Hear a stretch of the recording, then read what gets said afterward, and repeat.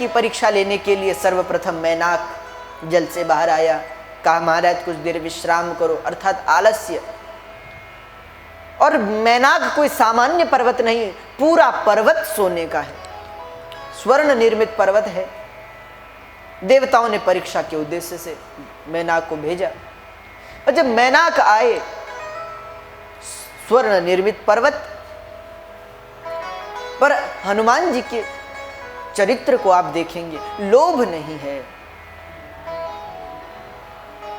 हनुमान तिह परसा, स्पर्श किया पर्वत को और नमस्कार किया, अपमान भी नहीं किया, सम्मान की। और उसके पश्चात कहा महाराज राम काज कीन है, बिना मोहि कहां विश्राम। बिना भगवत कार्य को संपन्न किए मुझे कहां विश्राम है, क्षमा कीजिएगा। तो विनम्रता भी प्रदर्शित की।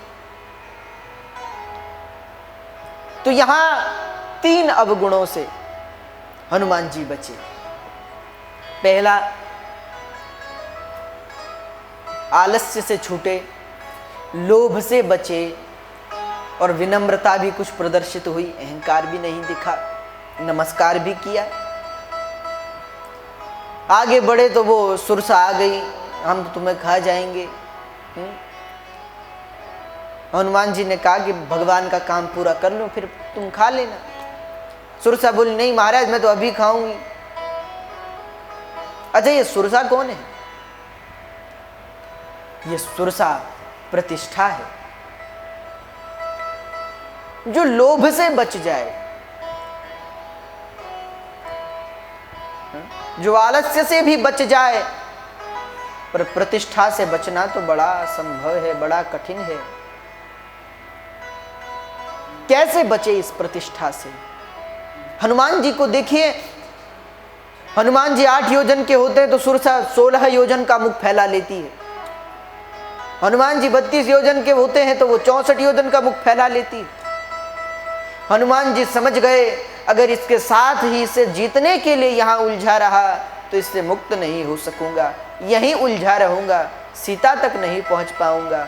इसलिए अब जब सन्मुख प्रतिष्ठा आए तो भक्त को क्या करना चाहिए, यह हनुमान जी हमें बताते हैं। हमने तो बड़े बड़े, आप देखिएगा बड़े बड़े महात्माओं में भी ऐसा झगड़ा होता है कि नहीं हम बड़े हैं तुम छोटे हो, हम बड़े महात्मा हैं, हम बड़े संत हैं, हमें प्रतिष्ठा चाहिए, सम्मान चाहिए। सम्मान की भूख, प्रतिष्ठा की, यश कीर्ति, तो बड़े बड़े महात्माओं के मन में भी इसकी लालसा होती। पर हनुमान जी ने सोचा कि अगर इस प्रतिष्ठा से बचना है तो छोटा होना होगा। इसलिए तुरंत हनुमान जी ने छोटा रूप धारण किया, क्योंकि आप थोड़ा काम करोगे तो दुनिया वाले उसे और बड़ा बताएंगे, अरे महाराज इन्होंने बहुत बड़ा काम कर दिया, उनका मुख और बड़ा बड़ा होता चला जाएगा।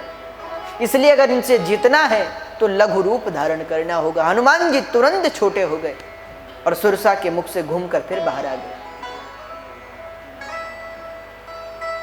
तो प्रतिष्ठा जीवन में आए तो प्रतिष्ठा अगर सन्मुख प्रकट हो तो तत्काल छोटे हो जाओ, बड़े नहीं होना, छोटा हो जाना है, तत्काल छोटे हो जाओ। हनुमान जी छोटे हो गए, आगे बढ़े। सिंहिका आई। ये सिंहिका कौन है? बोले ये ईर्ष्या। आकाश में जो ऊपर पक्षी उड़ रहे हैं उनकी परछाई पकड़कर उन्हें खींचकर गिरा देती है। अच्छा, सिंहिका के 2 भाव हैं, एक तो ईर्ष्या, दूसरी माया। माया भी तो ऐसा ही करती है, जो जीव साधना के शिखर पर पहुंच गया है उसे भी गिरा देती है।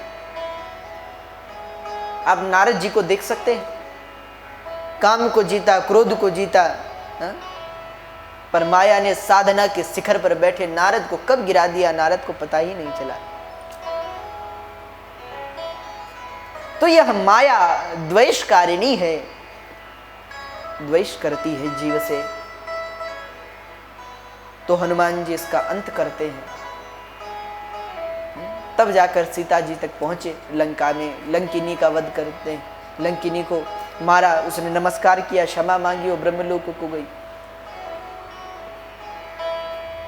अच्छा देखिए, आपने आलस्य को भी पराजित कर दिया, आपने लोभ को भी पराजित कर दिया, आपने प्रतिष्ठा को भी पराजित कर दिया, आपने द्वेष और माया को भी पराजित कर दिया, आपने समाज के दुस्वभाव को, वो लंकिनी दुस्वभावकारिणी है, उसे भी छोड़ दिया, उससे भी पार हो गए, पर अभी सीता नहीं मिली। तो सीता जी कैसे मिलेंगी? जब तक व्यक्ति के जीवन में संत का संग नहीं होगा तब तक भक्ति का मिलना असंभव है। जब हनुमान जी को स्वयं विभीषण जी के दर्शन हुए, उन्होंने कहा महाराज यहां तो सीता जी को कब से ढूंढ रहे हैं, कोई पता नहीं चलता। तो उन्होंने कहा कि देखो वो तो अशोक वाटिका में है, तुम वहां जाओ, तुम वहां जाओ।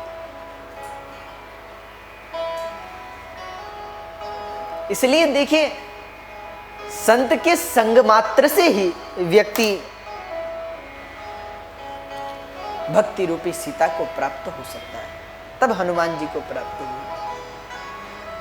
इसलिए श्री गोकर्ण महाराज कहते हैं कि जाया सुता दिशु सदा ममताम विमुंच पश्यानिशम जगदिदम क्षणभंग निष्ठम। क्षणभंगुर जीवन है। कल भी हम आपको एक छोटी सी कथा सुना रहे थे कि एक भ्रमर कमल में फंस जाता है,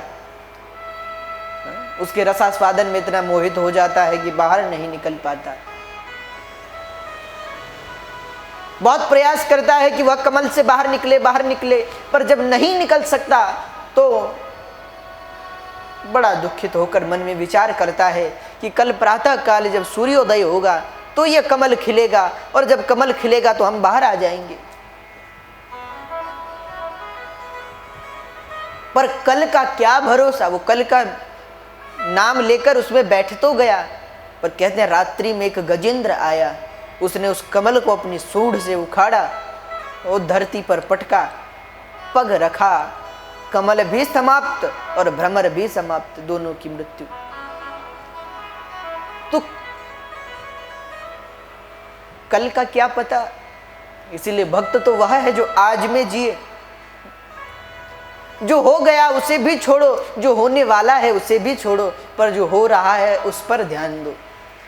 आज मानव जो हो गया है उसका विचार कर कर दुखी है, और जो होने वाला है उसकी चिंता में ग्रस्त है। इन दोनों कालों के समावेश के कारण वह जिस आज में जी रहा है उसे वो नष्ट कर रहा है। इसीलिए जो आज में जीना सीख जाए सचमुच वही भक्त है, वही संत है। तो गोकर्ण महाराज उपदेश करते हैं, धर्मं भजस्व सततं त्यज लोक धर्मान् सेवस्व साधु पुरुषान् जहि काम तृष्णा अन्यास्य दोष गुण चिंतनमासु मुक्त्वा सेवा कथा रसमहो नितरां पिबत्वम् धर्मं भजस्व सततं त्यज लोक धर्मान् सेवस्व साधु पुरुषान् जहि काम तृष्णान् धर्मं भजस्व सततं त्यज लोक धर्मान्। गोकर्ण जी कहते हैं कि अब धर्मं भजस्व सततं त्यज लोक धर्मान्। तुमने अब तक जीवन भर दोनों धर्मों का पालन किया, अर्थात लौकिक धर्म को भी निभाया, परम धर्म को भी निभाया। अपने जीवन में दोनों धर्मों का समावेश रखा और अपने जीवन की गाड़ी को चलाया है, पर लेकिन अब इस एक धर्म का त्याग करो, लोक धर्म को छोड़ो और परम धर्म स्वीकार करो। लौकिक धर्म बहुत निभा लिया, लोगों के लिए बहुत किया, परिवार के लिए बहुत किया, अब अपने लिए कुछ करो, अब अपने उद्धार का प्रयत्न करो। अरे पिताजी, त्यज लोक धर्मान्, अब भगवान से कहो कि सर्वधर्मान परित्यज्य मामेक शरणं व्रज अहं त्वा सर्वपापेभ्यो मोक्षयिष्यामि मा शुचः। धर्मम, अब धर्म किस धर्म को स्वीकार करना है? बोले परम धर्म को। तो बोले परम धर्म क्या है? बोले भगवत शरणागति। अब भगवान से कहो कि मैं सब धर्मों को छोड़कर अब तुम्हारी शरण में आता हूं।